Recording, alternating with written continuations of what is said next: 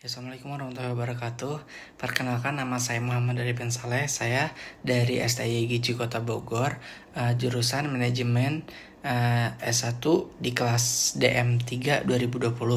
Pada kesempatan kali ini, saya akan merepresentasikan tugas dari Bapak Husein Sutisna yang berjudul tentang 9 poin kecemerlangan dalam kehidupan. Nah, yang pertama itu ada kecemerlangan menyukai orang-orang yang memiliki pemikiran yang spesifik. Nah, pemikiran yang spesifik di sini itu seperti apa?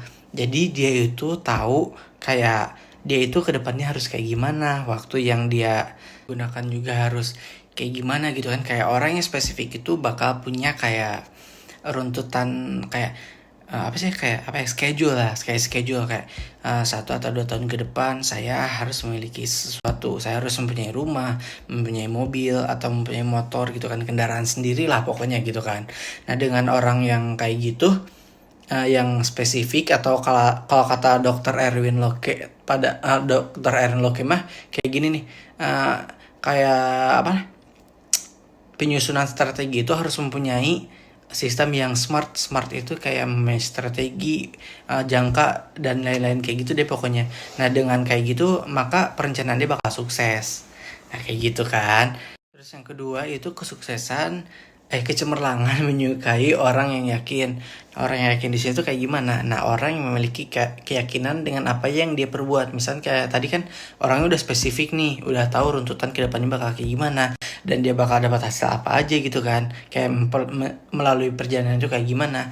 Nah, dengan disertai keyakinan itu bakal terjadi, tapi dengan tidak yakin meskipun dia melakukannya dengan sepenuh hati, tapi kalau tidak ada keyakinan dari diri dia sendiri itu kan jadinya percuma. Nah, kayak gitu kan. Terus yang ketiga itu ada kecemerlangan menyukai orang yang memiliki prioritas. Nah, orang yang memiliki prioritas itu seperti apa? Orang yang memiliki prioritas itu kayak dia bisa membedakan mana yang baik dan mana yang buruk untuk diri dia sendiri. Kayak gitu contohnya ya. Kayak dia itu harus tahu gitu kan, harus memprioritaskan mana dulu nih, antara cari duit, main game, sama ibadah gitu kan. Dia harus bisa deh pokoknya membedakan gitu kan. Bukan membedakan ya, kayak memilah sesuatu yang baik untuk dirinya ke depan kayak gitu. Terus yang keempat itu ada kecemerlangan menyukai orang yang terhormat. Nah, orang yang terhormat di situ kayak gimana? Orang yang terhormat di situ maksudnya kayak orang yang bisa menghormati dirinya sendiri dan bisa menghormati orang lain. Kenapa? Karena sejatinya orang yang memuliakan orang lain itu, memuliakan diri sendiri itu bakal dimuliakan oleh orang lain juga. Dan sebaliknya, orang yang memuliakan orang lain maka dia juga akan dimuliakan atau dihormati oleh orang lain tersebut. Nah, hal ini kayak misalkan orang itu nggak ngomong kasar, maka dia mah baik orangnya gitu kan. Saya bakal lebih respect ke dia kayak gitu.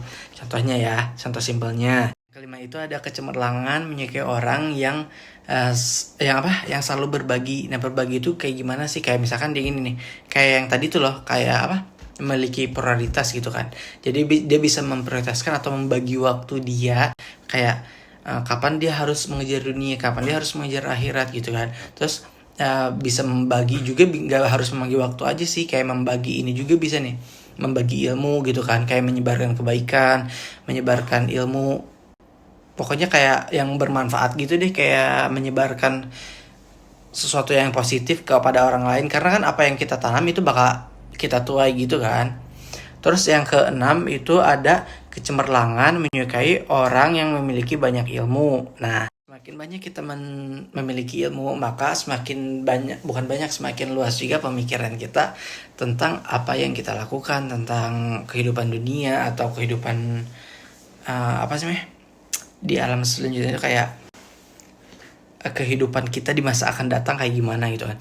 Contohnya kayak gini aja deh, dengan adanya ilmu kita hidup menjadi lebih baik. Contohnya kayak gini, kita kan hidup di zaman purba, tapi kita tahu gitu kan kalau di belakang tuh kayak gimana gitu kan. Dan contoh simpelnya ini nih, ilmu tuh kayak kita bisa mengetahui perkiraan cuaca besok ya, padahal kita kan belum ada di masa besok kayak gitu. Dan kita juga rata-rata kan kayak dokter, guru kayak gitu juga kan, orang-orang yang berilmu kan. Terus ada juga dari surah Al-Mujadilah ayat 11 yang menyatakan bahwa, maaf nyontek, Allah meninggikan orang-orang yang berilman di antaramu dan orang-orang yang berilmu pengetahuan beberapa derajat.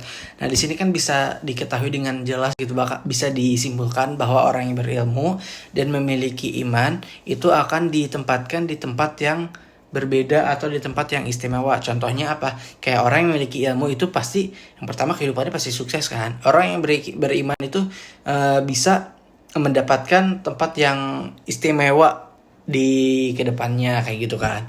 Terus yang ketujuh itu ada kecemerlangan menyukai orang yang cerdas.